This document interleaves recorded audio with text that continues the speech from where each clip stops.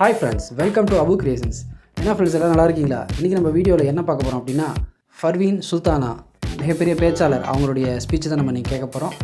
வாங்க ஃப்ரெண்ட்ஸ், வீடியோக்குள்ளே போகலாம். அதுக்கு முன்னாடி யாராவது நம்ம சேனலை சப்ஸ்கிரைப் பண்ணாமல் பார்த்துட்டு இருக்கீங்களோ அவங்க எல்லாம் நம்ம சேனலை சப்ஸ்கிரைப் பண்ணிட்டு பாருங்கள். This video is sponsored by பைமோட் இ-ஷாப்பிங் ஆப்.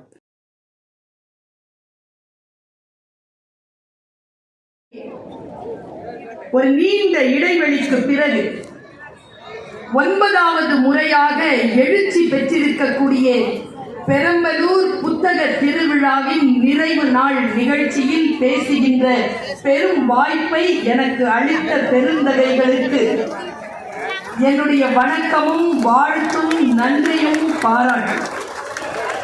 அன்பு சகோதரர் சரவணன், பபாசியின் செயலர் அன்பு சகோதரர் முருகன், எனக்கு முன்னால் சொற்சிலம்பம் ஆடியிருக்கக்கூடிய இலக்கிய செல்வர் வழக்கறிஞர் MP நாதன், அதற்கு பின்னால் ஒரு கழக கொள்கையில் நின்று மிக முத்தான சொல்லெடுத்து நம்மை தன்னுடைய சொல் வலைக்குள் ஆக்கிரமிப்பு செய்து கொண்ட பெருந்தகை கவிதை புத்தன், கவித விருது பெற்ற அன்பண்ணன் முத்தரசன், என் அன்பு தோழி ராஜேஸ்வரி, 8ஆம் வகுப்பு வரைக்கும் என்னுடன் படித்த இன்றைக்கு தலைமை ஆசிரியராக இருக்கும் ஜாக்குலின், என் மீது பேரன்பு கொண்டு திரளாக கூடியிருக்கக்கூடிய பெரம்பலூர் வாழ் என் தமிழ் உறவுகள் அத்துணை பேருக்கும் என்னுடைய பணிவன்பான வணக்கத்தை நான் தெரியப்படுத்திக் கொள்கிறேன். கற்றல் நன்று என்கின்ற தலைப்பில் என்னை பேச படித்திருக்கிறார். வாழ்க்கை விசித்திரமானது. எவ்வளவோ மணி நேரமாக காத்திருக்கிறீர்கள் தானே? எப்போது உட்கார்ந்து இருக்கீங்க? 5 மணில உட்கார்ந்து இருக்கீங்க தானே? உண்டா? இப்ப வந்தவங்களுக்கு சேர் தெரியாது. வாழ்க்கை மிக மிக விசித்திரமானது. யாருக்கு வாய்ப்பு கிடைக்கும், யாருக்கு வாய்ப்பு கிடைக்காது என்பதனை நாம் சொல்லிவிடவே முடியாது. கிடைத்த வாய்ப்பை யார் பயன்படுத்திக் கொள்கிறார்களோ அவர்கள் வாழ்க்கையில் வெற்றி வாசம் வீசிக்கொண்டிருக்கிறது என்கின்ற ஒற்றை வார்த்தையோடு என் தலைப்பை தொடங்குகிறேன். கற்றல் நன்று. மிக நுட்பமாக காதுகளில் மடல் விரித்து காத்திருக்கிறேன். தேர்ந்தெடுத்த சொல்லை கொண்டு வந்திருக்கிறேன். உங்களில் பலர் என்னை இந்த செல்போன்ல படம் பிடிச்சிட்டு இருக்கிறீங்க. சுவிட்ச் ஆஃப் பண்ணுங்க. 1/2 மணி நேரத்துல யூடியூப். இதுவரைக்கும் என்னை இதுல தானே பார்த்துட்டு இருக்கிறீங்க. இன்னைக்கும் இதுல தான் பார்க்கணுமா? நேர்ல வந்திருக்கல. இந்த பேச்சுக்காக நேரில் வராதவர்களுக்காக பேசிக் கொண்டிருக்கிறேன். இல்லையே, நேரில் வந்து காத்திருக்கக்கூடிய உங்களுக்காகத்தானே பேசிக் கொண்டிருக்கிறேன். முழுமையாக என்னுடைய பேச்சை கேட்பதற்காக எல்லாவற்றையும் சுவிட்ச் ஆஃப் செஞ்சு போட்டுடுங்க. நான் சமீபத்தில் ஒரு நாட்டிற்கு பேச போயிருந்தேன். இப்ப கூட ட்ரம்ப் சார் அதுக்கு பொறுப்பெடுத்திருக்கிறார். அந்த நாட்டுக்கு போயிருந்தேன்னா ஒரு மிகப்பெரிய விழா, பாரதி கலை மன்றம், MP நாதன் அவர்களும் வந்திருந்தார். மிகப்பெரிய விழா, 50வது ஆண்டு பொன் விழா, மீனாட்சி அம்மன் திருக்கோயிலில் நடக்கிறது. பிரமாதமாக பேசி முடித்தோம். மதியானம் சாப்பாடு. கொஞ்சம் தூரம் போய் சாப்பாட்டுக்காக உட்கார்ந்தோம். அந்த சாப்பாடு டேபிள்ல எனக்கு முன்னால உட்கார்ந்து இருந்த 60 வயது கடந்த ஒரு பேச்சாளர். சாப்பாடு வரதுக்கு கொஞ்சம் நேரம் ஆச்சு. அப்போ அவர் 2 வார்த்தையை சொன்னார். சொல்லிட்டு சொன்னார், நானும் மக்களை சந்திக்கின்ற பேச்சாளர் தான், ஆனால் நீ அதிகமாக சந்திக்கிறாய். அதனால் எப்பொழுது மக்கள் கூட்டமாக இருக்கிறார்களோ அந்த கூட்டத்தில் நீ ஏற்கனவே சொல்லி இருந்தாலும் பரவாயில்லை, இந்த 2 கருத்தை சொல்லிவிடுவாயா என்று என்னிடத்தில் சொன்னார். நான் சொல்கிறேன், நான் உங்களிடத்தில் அதை சொல்லுவதற்கு முன்னால் ஒரு வாக்குமூலத்தை தந்து விடுகிறேன். கற்றல் நன்றி என்பது என் தலைப்பு. உங்கள் அனைவருக்குமான மிக ஆழமான ஒரு ரகசிய சொல்லை சொல்லுகிறேன். நாம் ஒரு இடத்திற்கு சென்றிருப்போம். தேடி சென்ற பொருள் வேறாக இருக்கலாம். இறையருள் இருந்தால் கிடைப்பது அதைவிட சிறப்பானதாக இருக்கலாம். நான் சென்ற வேலை வேறு ஏதோதான். ஆனால் எனக்கு அந்த சாப்பாட்டு அறையில் அந்த டைனிங் டேபிள்ல கிடைச்ச அந்த 2 சொற்கள் இருக்குல்ல, அப்பொழுதுதான் நான் உங்கள் அனைவரின் மீதும் பொறாமைப்பட்டேன். பேச்சாளராக என் மீது நிறைய பேர் பொறாமைப்படுகிறார்கள். நான் சொல்லுகிறேன், யார் கொடுத்து வைத்தவர்கள் தெரியுமா? பேச்சாளர் கிடையாது, கேட்போர் தான் கொடுத்து வைத்தவர்கள். ஏனென்றால் பேச்சாளருக்கு கிடைக்கின்ற ஊதியம் வெறும் புகழும் செல்வாக்கும் பணமும் தான், பயணம் தான். ஆனால் கேட்போருக்கு கிடைக்கிற ஊதியம் மிக மிக உயர்வானது. அது பேச்சாளருக்கு கிடைக்கின்ற எல்லாவற்றையும் விட உயர்வானதாக இருக்கிறது என்பதனை புரிந்து கொண்டு அந்த வினாடியில் அந்த 2 சொற்கள் அப்படியே போய் நெஞ்சில் தைத்து விட்டது. அவர் சொன்னார், இந்த உலகத்தில் எல்லோருக்கும் எதையேனும் செய்துவிட வேண்டும் என்கின்ற முனைப்பு இருக்கிறது பல்வேறு. அதற்காகத்தான் படிக்கிறார்கள், அதற்காகத்தான் பேசுகிறார்கள், அதற்காக எழுதுகிறார்கள், அதற்காக அதிகாரத்தில் வருகிறார்கள், தொழில் செய்கிறார்கள். அவர்களுக்கு என்ன தெரியவில்லை தெரியுமா? அவர்களிடத்தில் இயற்கை கொடுத்து வைத்த அவர்களை வைத்துக் கொண்டு என்ன செய்வது என்று அவர்களுக்கு தெரிவதே இல்லை. அதனால் தான் அவர்கள் அந்த காலம் முடிந்தவுடன் தனித்து விடப்படுகிறார்கள். நுட்பமான வார்த்தை. ரோவர் கல்லூரி தலைவர் வரதராஜன் என்னை பார்க்கிறார். நான் ஒண்ணு சொல்லட்டுமா? அவருக்கு அவரை வச்சுக்கிட்டு என்ன பண்றதுன்னு தெரிஞ்சிருக்கு. அதனால தான் வெள்ளையானை தான் படிக்கிறேன். ஒருவருக்கு தெரிய வேண்டும், தான் செய்கின்ற தொழிலை காட்டிலும் முக்கியமானது நம்மை வைத்துக் கொண்டு நாம் என்ன திட்டம் வைத்திருக்கிறோம். 2வது வார்த்தை சொன்னார், அது முதல் வார்த்தையை விட கம்பீரமானது. சிலருக்கு புரியும், சிலருக்கு புரியாது. புரிந்தவர்கள் பாக்கியசாலிகள். 2வதாக அவர் சொன்ன வார்த்தை என்ன தெரியுமா? If you touch, இங்கிலீஷ்ல சொன்னார், if you touch anything under the sky, it has its own price tag.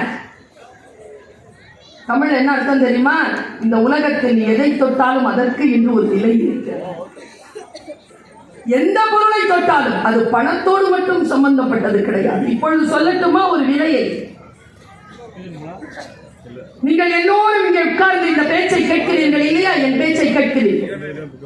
என் பேச்சை கேட்பதற்காக நீங்கள் தரும் விலை என்ன தெரியுமா? ஃப்ரீ என்ட்ரி தானே. ஆனால் என் பேச்சை கேட்பதற்காக நீங்கள் தரும் விலை உங்கள் வாழ்க்கையில் மறுபடியும் பெற்றுவிடவே முடியாத அந்த வாழ்க்கையின் மணித்துளிகளை இதோ என் பேச்சிற்காக தந்து கொண்டிருக்கிறேன். நான் உங்களிடத்தில் பேசுவதற்காக தந்து கொண்டிருக்கும் விலை என்ன தெரியுமா? இவர்கள் தருகின்ற கூலி கிடையாது. நான் மறுபடியும் என் வாழ்நாளில் பெற்றுவிட முடியாத அந்த வாழ்வின் மணித்துளிகளை இதோ உங்களிடத்தில் பேசுவதற்காக தந்து கொண்டேன். இதை அவர் சொன்னார். இந்த உலகத்தில் நீ எதை தொட்டால் அதற்கு என்று ஒரு விலை உண்டு. நான் இப்படி சொல்கிறேன், கற்றல் நிகழ்கிறது. வந்திருக்கக்கூடிய திராவிட கொள்கை பற்றாளர் கவிதை பித்தன் அவர்களுக்கு கடவுள் நம்பிக்கை இருக்கிறதா என்று எனக்கு தெரியாது. நான் திராவிட கொள்கை பற்றுக் கொண்டவள், ஆனால் கடவுள் நம்பிக்கை கொண்ட கடவுள் நம்பிக்கை கொண்ட நான் சொல்லுகிறேன், கடவுள் நிகழ்ந்து கொண்டிருக்கிறது. கடவுள் கடந்த காலமோ எதிர்காலம் இல்லை. கடவுள் என்பது நிகழ்காலம். அது நிகழ்ந்து கொண்டிருப்பது. வார்த்தைகள் தான் நமக்கு, சில வார்த்தைகள் தான் நமக்கு சில ஞானத்தின் வாசல்களை திறந்து வைக்கிறது. நான் ஒரு வார்த்தை சொல்லுகிறேன். ரூமி சொல்கிறார், தொழுகையில் சில வினாடிகள் தொழுகை நிகழ்ந்து விடுகிறது என்று சொல்கிறார். அப்படி என்றால் என்ன பொருள்? தொழுகை நிகழ்த்துகின்ற எல்லா மணித்துளிகளிலுமா தொழுகை நிகழ்கிறது? கிடையாது. நீங்கள் மனதோடு அந்த பிரபஞ்சத்தோடு ஒன்றிணைகின்ற அந்த ஒற்றை வினாடியில் தொழுகை நிகழ்கிறது. அது எல்லோருக்கும் சாத்தியமாவது இல்லை என்பது ரூமியின் கருத்து. நான் சொல்லுகிறேன், வாழ்க்கையில் நம் வாழ்க்கையை மாற்றக்கூடிய சொல் யாருடைய உதடுகளில் ஒளிந்து கொண்டிருக்கிறது என்று நமக்கு தெரியாது. அது எந்த புத்தகத்திற்குள் கூட நமக்கு தெரியாது. வந்து சேர்கின்ற பொழுது வாழ்க்கையை மாற்றம். துயரம் என்ன தெரியுமா? சொல் வந்து சேரும், கவனம் சிதறும். வந்து சேர்கின்ற அந்த வினாடியில் மணி ஒலிக்கும். பக்கத்தில் இருக்கின்றவர்கள் இதோ அப்படி பேசிக்கொண்டு என் வகுப்பு இப்படி இருக்கோங்க. சரவணன் ரொம்ப சந்தோஷப்பட்ட ஒரு விஷயம் சொல்றேன் தம்பி. இது ஆசிரியராக இருந்து 25 ஆண்டுகள் பூர்த்தி செய்த நாள் இன்று. ஆசிரியராக இருக்கின்ற என் வெள்ளி விழா. ரகசியம் என்ன தெரியுமா? என் வகுப்பில் யாரும் இதுவரைக்கும் ஃபெயிலானது, ஃபெயிலாக விட்டது. இப்படி இருக்கும் என் அவை, இப்படி இருக்கும் என் சபை, இப்படி இருக்கும் என் வகுப்பு. வார்த்தைகள் தான் வந்து சேர்கின்ற பொழுது கவனம் சிதறும். கவனம் சிதறுகின்ற அந்த வினாடியில் வார்த்தை கடந்து போகும் பாருங்க, அது ஒரு சுத்தி வர்றதுக்கு 30-40 வருஷம். காலத்தில் பயிர் செய் என்பது போல் எந்த வினாடியில் கடவுள் போல் நிகழ்கின்ற அந்த சொல் நம்மை வந்து சேர்ந்துடும். நான் சொன்னேன் இல்லையா, ஒரு நாட்டுக்கு போயிட்டு வந்தேன். நடுவில் ஒரு 2 நாள் லீவ் இருந்துச்சு, நிகழ்ச்சி இல்லை. பக்கத்து நாட்டுக்கு போகிறதுக்கான வாய்ப்பு, அவங்க ரொம்ப நெருக்கடியான வாய்ப்பு அது. அந்த வாழ்க்கையில எனக்கு பேச போகின்ற பொழுது கிடைக்கின்ற அனுபவங்கள் இருக்கு இல்லையா, அது கூலியை விட அதிகமானது, அதிக பெருமதியானது. 2 விஷயங்களை நான் பெற்றுக்கொண்டேன். என் அனுபவங்கள் உங்கள் அனுபவங்கள் போல்தான், ஆனால் உங்கள் பார்வை வேறு, என் பார்வை வேறு இல்லையா?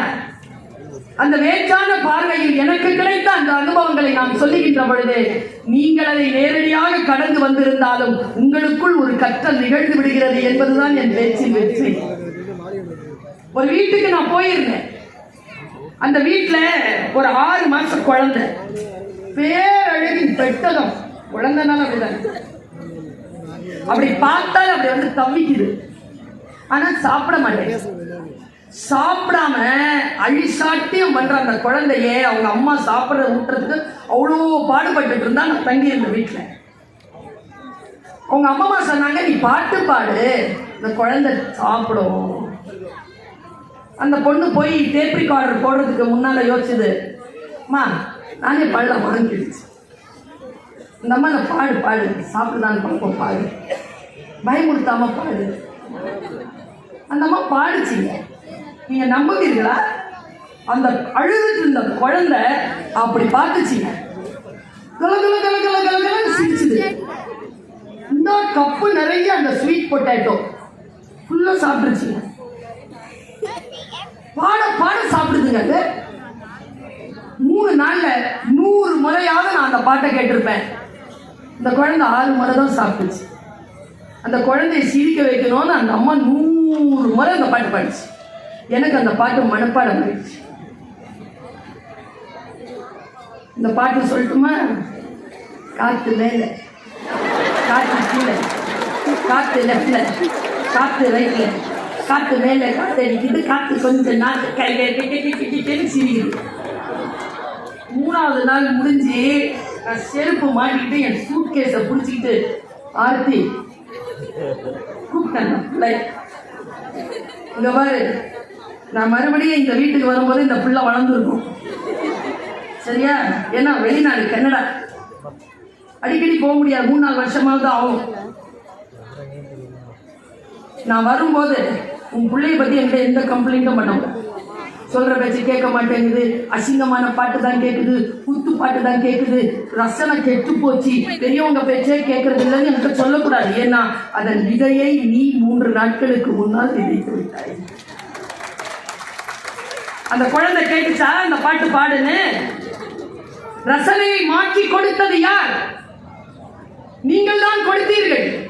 கொடுத்தது நீங்கள். திட்டதெல்லாம் இந்த சின்ன பிள்ளைகளை ஒரு பேச்சும் கேட்க மாட்டேங்குது, முடியா சரியா வெட்ட மாட்டேங்குது, பேண்ட்டை சரியா போட மாட்டேங்குது, பிளவுஸை சரியா போட மாட்டேங்குது, துப்பட்டாவை போட, எப்படி போடும்? ரசனையை நான் மாற்றி வைத்திருக்கிறேன். அதற்கான ஒரு மாற்று சிகிச்சை தான் திருவிழாக்கள், இத்தகைய சிந்தனை அரங்கங்கள். ஒரு தலைமுறையின் ரசனையை மாற்றக்கூடிய முயற்சியில் ஈடுபடுகின்ற பெரியவர்கள் மிகப்பெரிய கற்றலில் ஈடுபடுகின்ற ஒரு தலைமுறையை உருவாக்குகிறார்கள், அல்லது அவர்களை பள்ளம் தோண்டி புதைக்கக்கூடிய புதைகுழிகளையும் உருவாக்குகிறார்கள். உங்க எல்லாருக்கும் ஒரு ரகசியத்தை சொல்றேன். உங்க குழந்தைகள், உங்கள் பேர குழந்தை யாரும் உங்க பேச்சை கேட்காது. சாபம் இல்லை, நடையும். ஏன் கேட்காது? நீங்கள் கேட்டீர்களா? அதுவும் கேட்காது. ஆனால் கேட்காது என்பதற்காக நீங்கள் நல்லவற்றை சொல்லுவதை நிறுத்தி விடாதீர்கள். ஏன் என்ற ரகசியத்தை இன்று சொல்லிவிட்டு போகிறேன். நீங்கள் சொல்லக்கூடிய நல்ல வார்த்தைகளை உங்கள் குழந்தை உங்களுக்கு முன்னால் நிகழ்த்தி காட்டாது. ஆனால் வாழ்க்கை அவர்களுக்கு முன்னால் சவால்களை வீசுகின்ற பொழுது அந்த சவால்களை சந்திப்பதற்கு நீங்கள் சொன்ன அறமும் ஒழுக்கமும் அவர்களுக்கு துணையாக நின்று வெற்றியை தரும் என்பதற்காக சொல்லுகிறேன். நல்ல வார்த்தைகளை சொல்லிக் கொண்டே இரு. அவன் கேட்க மாட்டான், அப்படித்தான் கேட்பான். எப்போ கேட்பான் தெரியுமா? வாழ்க்கை அவனை பார்த்து கேள்வி கேட்கும்ல, அப்போ கேட்பான். எங்க அப்பா இப்படி சொன்னார்ல, எங்க அம்மா இப்படி சொன்னாங்கல்ல, அப்போ கேட்பான். ஆனா அப்போ கூட அவனுக்கு நினைவு வருவதற்கான எந்த சொல்லையும் நீங்கள் தரவில்லை என்றால், இந்த சமூகம் தரவில்லை என்றால், அந்த குழந்தைகள் செய்கின்ற குற்றங்களுக்கு யார் பொறுப்பு? யார் பொறுப்பு? கற்றலை நாம் அந்த குழந்தைகளுக்கு விதைத்துக் கொண்டே இருக்க வேண்டும் என்பதற்காக கற்றறிந்த அவை இது. ஒரு 25 ஆண்டுகளுக்கு முன்னால் என்னை நீங்கள் பேச கூப்பிட்டு இருந்தால் இந்த பாயிண்ட மட்டும் நான் சொல்லி இருந்திருக்க மாட்டேன். ஆனால் இன்றைக்கு சொல்லுவேன். ஏன் தெரியுமா? நிலம் விளைச்சலுக்கு தயாராக இருக்கிறது. எந்த விதை போட்டாலும் உழைக்கும். நல்ல விதைகளை முளைத்து தருகின்ற நிலமாக பெரம்பலூர் மாவட்டம் மாறி இருக்கிறது என்பதற்கு உலகத்திற்கு தரக்கூடிய அத்தனை விஷயங்களையும் நீங்கள் செய்து கொண்டே வருகிறீர்கள் என்பதனை உலகம் உங்களை பார்த்து கொண்டிருக்கிறது. அதனால் தான் கவிதை பித்தன் அவ்வளவு தைரியமாக, வழக்கறிஞர் நாதன் அவ்வளவு தைரியமாக இந்த மண்ணை பற்றி சொன்னார். நான் நினைக்கிறேன், ஒரு செலிபிரிட்டி ஒரு நாடகத்திலோ சினிமாவிலோ சின்னத்திரையிலோ நடிக்கின்ற ஒரு நடிகரின் பெயரை சொன்னால் அப்படியே ஆர்ப்பரித்து கைத்தட்டுகின்ற கூட்டம் போல் இந்த மாவட்டத்தில் புத்தக திருவிழாவை அறிமுகப்படுத்திய மாவட்ட ஆட்சியரின் பெயரை சொன்னதோடு அரங்கம் அதிர்ந்தது இல்லையா? இது நல்ல நிலம் என்பதற்காக சொல்லுகிறேன். பக்குவப்பட்ட நிலமாக இருக்கிறீர்கள் என்பதற்காக சொல்லுகிறேன். கவனமா கேட்டுக்கோங்க நான் சொல்றது. நீங்க அப்ளை பண்ணிக்கோங்க. பர்வீன் சுல்தானா பேசுகிறேன் என்றால் கேட்பதற்கான பேச்சு மட்டும் அல்ல என்னுடைய பேச்சு, வீட்டிற்கு கொண்டு சென்று சிந்திப்பதற்கான சில விஷயங்களும் வரும். யார் நல்ல பேச்சாளர் தெரியுமா? பேசிட்டு போறவங்க எல்லாம் நல்ல பேச்சாளர் இல்லை. போனதுக்கு அப்புறமாவும் உள்ள பேசிக்கிட்டே இருப்பாங்க பாருங்க, நல்ல பேச்சாளர். உள்ள பேசிக்கிட்டே இருக்கணும். பேசிக்கிட்டே இருக்கிற ஒரு வாய்ப்பை, ஒரு வார்த்தையை இப்போ தரேன். ஒரு ஆப்பிரிக்க அறிஞர் இதை சொன்னான். அந்த ஆப்பிரிக்க அறிஞன் பேசிக்கொண்டே இருக்கிறான். ஆங்கிலத்தில் அவன் வேகமாக பேசுகிறார். அவருடைய ஸ்லாங் எனக்கு புரியல, ஆனால் எழுத்தில் அது வந்து கொண்டே இருக்கிறது. வாசிப்பு பழக்கம் இருப்பதனால் ஆங்கிலத்தில் அவர் பேசியதை நான் கூர்ந்து கவனித்துக் கொண்டு அதை குறிப்பெடுத்துக் கொண்டேன். அவர் சொன்ன வார்த்தை அப்படியே சொல்கிறேன், மனதில் ஆழமாக வாங்கி வைத்துக் கொள்ளுங்கள். அடுத்த தலைமுறை மிக மிக முக்கியமானது என்பதற்காக சொல்லுகிறேன். கற்றலை எப்படி விதைக்க வேண்டும் என்பதற்காக சொல்லுகிறேன். உன் பேரனின் மகன், நம் அனைவருக்கும் சொல்கிறார், உன் பேரனின் மகன் வசதிகளற்று வாகனங்கள் இன்றி தெருவில் நடப்பான். எவ்வளவு பெரிய சாபம்!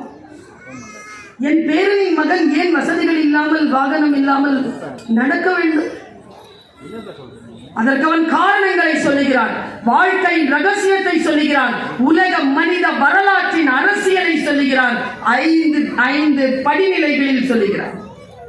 உன் பேரனின் மகன் வாய்ப்பு வசதிகள் இல்லாமல் தெருவில் நடப்பான். சிரமமான சூழல் வலிமையான மனிதனை உருவாக்குகிறது. சிரமமான சூழல் வலிமையான மனிதனை உருவாக்குகிறது. வலிமையான மனிதன் வசதியான இலகுவான சூழலை உருவாக்குகிறார். வசதியான சூழல் வலுவற்ற மனிதனை உருவாக்குகிறது. வலுவற்ற மனிதன் சிரமமான சூழலை உருவாக்குகிறார்.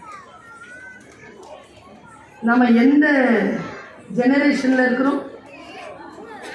எல்லா பெற்றோருக்கும் சொல்றேன், எல்லாருமே தன்னுடைய குழந்தைகளுக்கு கொடுத்துட்டு இருக்கிறது என்ன தெரியுமா? Vitamin M. மணி, டப்பு, காசு, துட்டு.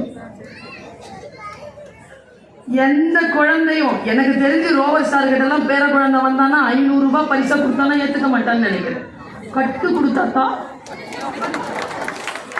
கட்டு கொடு. நான் ஒரு போனை வாங்கிட்டு போறேன், 10ஆவது வகுப்பு படிச்சுட்டு தான் என் பையன் கேட்கிறான், மம்மி 1 லட்சம் ரூபாய். So what? உனக்காடா 10th படிக்கிற ஒய்னா?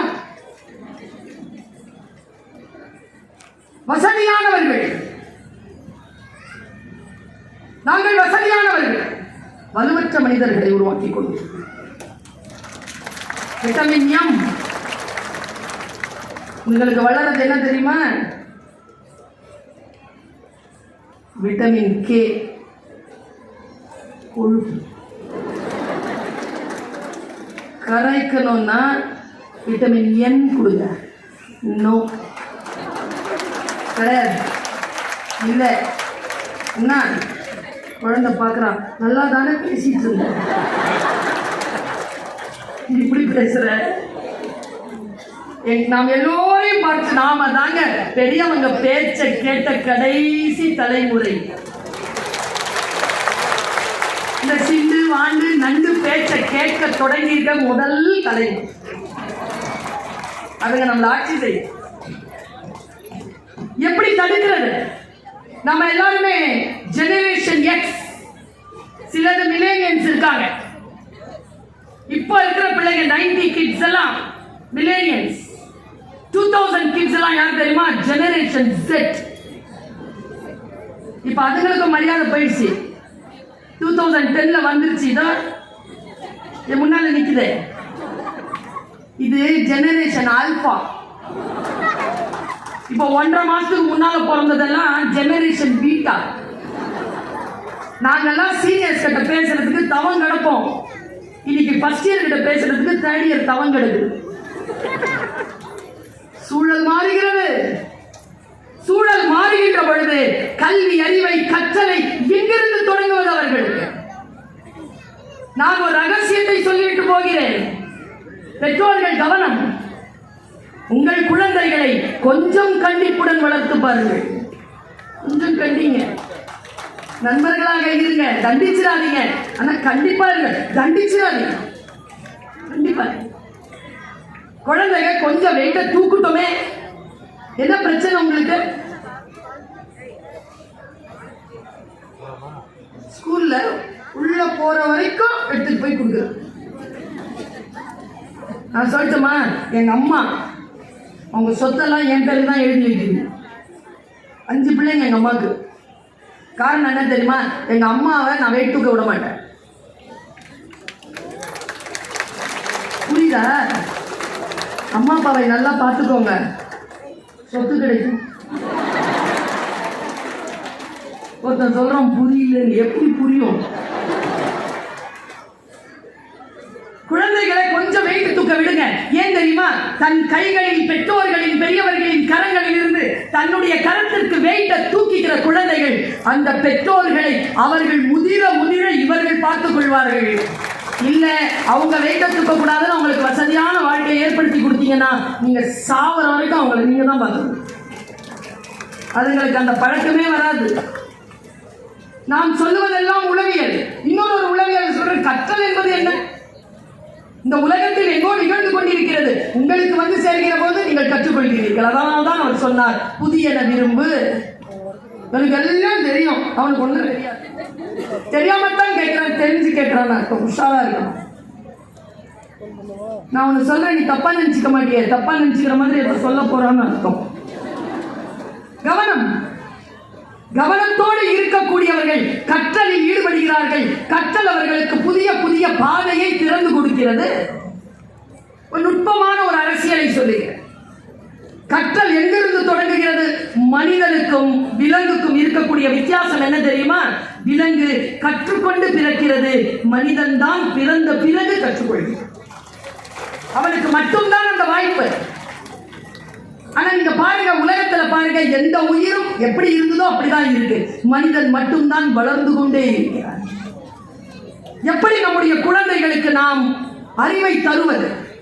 நான் ஒண்ணு இன்னைக்கு சொல்றேங்க, ஒரு டிக்ளரேஷனாவே சொல்றேன். இந்தியாவில் எத்தனையோ மாநிலங்கள், அவர்கள் எல்லா மாநிலங்களை காட்டிலும் தமிழ்நாடு கொஞ்சம் வித்தியாசமானது தான். இதை நான் சொல்லல, ரஜினிஷ் ஓஷோ சொல்கிறார்.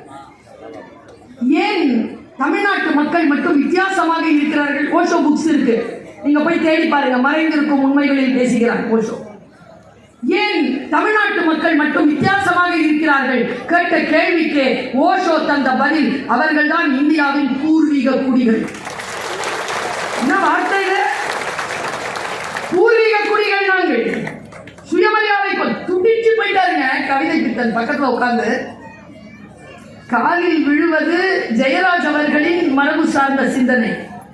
யார் காலிலும் நானும் விழமாட்டேன், என் காலிலும் யாரையும் விழ அனுமதிக்க மாட்டேன் என்கிற சுயமரியாதை கூட்டத்தில் இருந்து வந்த சிங்கம் கவிதை பித்தன். அது நிகழ்ந்து போனதாக இருந்தாலும் மேடையில் அப்படி சொல்லிவிட்டாரே என்று பதைபலித்தபடி வந்தாருங்க. நான் சொன்னேன் சார் கிட்ட, இன்னும் மிச்சம் இருக்கும். எங்கள் காட்டிலே ரியல் சிங்கங்களாக உலவிக் கொண்டிருந்த சிங்கங்களில் ஒன்று இதோ உயிர்ப்போடு இதோ மேடை அழகில் வந்து கொண்டிருக்கிறது பாருங்கள் நாதன் சார் என்று அவர்களிடத்தில் நான் சொன்னேன். எந்த வார்த்தைக்குள் என்ன இருக்கிறது என்பதை கண்டுபிடிக்கக்கூடிய விஷயம். குழந்தைகளுக்கு நாம் அந்த ஷார்ப்னஸ் கொடுக்கிறோமா? வார்த்தைகளுக்கு உள்ளே இருக்கக்கூடிய அரசியலை அவர்களுக்கு நாம் தருகிறோமா? நான் பாருங்க, குழந்தைகள் எப்படி வளர வேண்டும் என்று சொல்கிறேன். ஒரு ஆசிரியையாக சொல்லுகிறேன், குழந்தை எப்படி வளரணும். கல்யாணி எழுதின நல்லா தெரிஞ்சுக்கோங்க. குழந்தைகள் உங்கள் சொல்லை கேட்டு வளர்வதே இல்லை, உங்களை பார்த்து வளர்கிறார்கள்.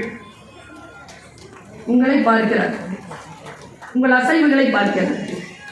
எல்கேஜில ஒரு குழந்தை சாப்பிடல 3 நாளா. அந்த டீச்சர் எனக்கு முன்னால பெற்றோருக்கு போன் பண்றாங்க. இந்த பெற்றோர் போன்ல சொன்னதை ஸ்பீக்கர் போட்டு அந்த டீச்சர் எனக்கு காட்டினாங்க. என்ன சொல்றாங்க பாருங்க. நானும் தான் பார்க்குறேன், 3 நாளா டிஃபன் பாக்ஸ் வருது வீட்டுக்கு. என்ன பண்றது? நீங்க கிளாஸ் டீச்சர் தானே, நான் வேலையால இருக்கிறேன். உங்ககிட்ட செல்போன் இருக்கா? இருக்குது. குழந்தை சாப்பிடலன்னா அது கையில கொடுங்க. யாரு? டீச்சர். செல்போன் கொடுக்கணுமா? உங்களுக்கு தெரியுமா ப்ளூ லைட் இருக்குல்ல, செல்போன்ல வரக்கூடிய லைட் உங்களுடைய குழந்தையின் அறிவை மழுங்க செய்கிறது என்று உளவியலாளர்கள் அறிவியலாளர்கள் சொல்கிறார்கள். வகுப்பறைகளில் அதுதான் பேன் செய்யப்பட்டது. கொண்டு வரக்கூடாதுன்னு சொன்னோம். கொரோனாவுக்கு அப்புறமா அதை கொண்டு வாங்கன்னு சொல்லக்கூடிய நிலையை காலம் உருவாக்கிவிட்டது. கற்றல் நிகழ்கின்ற பொழுது கல்யாண்ஜி சொன்னார், வேலைக்காரியின் மடியில் உட்கார்ந்து இருந்த குழந்தை பிஸ்கெட் வாங்கி தந்த, நல்ல காட்சியை பார்த்துக்கோங்க. வேலைக்காரியின் மடியில் உட்கார்ந்து இருந்த, இடுப்பில் உட்கார்ந்து இருந்த குழந்தை பிஸ்கெட் வாங்கி தந்த வேலைக்காரியின் வாயில் அதை திணித்தது, சாப்பிடு என்று. பாவம், ஒரு அப்படி முடிப்பார் கவிதை. பாவம், எலி வேட்டை தெரியாத பூனை குட்டி. எனக்கு பிஸ்கெட் வாங்கி கொடுத்த வேலைக்காரிக்கு அவர் சாப்பிடுன்னு சொல்லிச்சான் அந்த பாப்பா. பாவம், எலிவேட்டை அறியாத பூனைக்குட்டி. எங்கள் வீடுகளில் எலிவேட்டைகளை நாங்கள் பூனைக்குட்டிக்கு சொல்லித் தருவதே இல்லை. அதுதான் தமிழருடைய பண்பாடு. வளர்ந்தால் வெளியில் போய் வேண்டுமானாலும் நீ கற்றுக்கொள்ளை தவிர வீட்டிற்குள் இந்த வாழையெல்லாம் நீ ஆட்ட முடியாது என்பதுதான் நாம் நம்முடைய குடும்ப அமைப்பில் வைத்துக் கொண்டிருக்கக்கூடிய சட்டத்திட்டம். அதுக்குள்ளேயே அனுமதிக்காதீர்கள். குழந்தைகள் மீது கவனமாக இருங்கள். அப்பொழுதுதான் கற்றல் நிகழும். லூயி மன்னன், 16ஆம் லூயி மன்னன், நான் வரலாறு பேசுகிறேன்.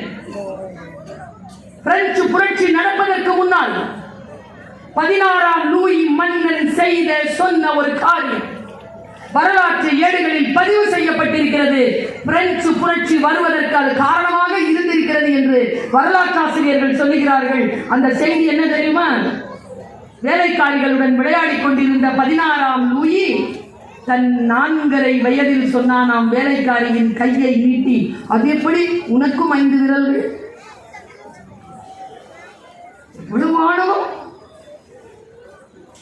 என் வீட்டு வேலைக்காரி நீ, என்னை போல் விரல்கள் உனக்கு இருப்பதற்கு உனக்கு எந்த தகுதியும் கிடையாது என்று சொல்லி வளர்க்கப்பட்ட அந்த குழந்தை கடைசியில் சாம்ராஜ்ய சரிவை தான் சந்தித்தது என்று உலக புரட்சி வரலாறு சொல்கிறது.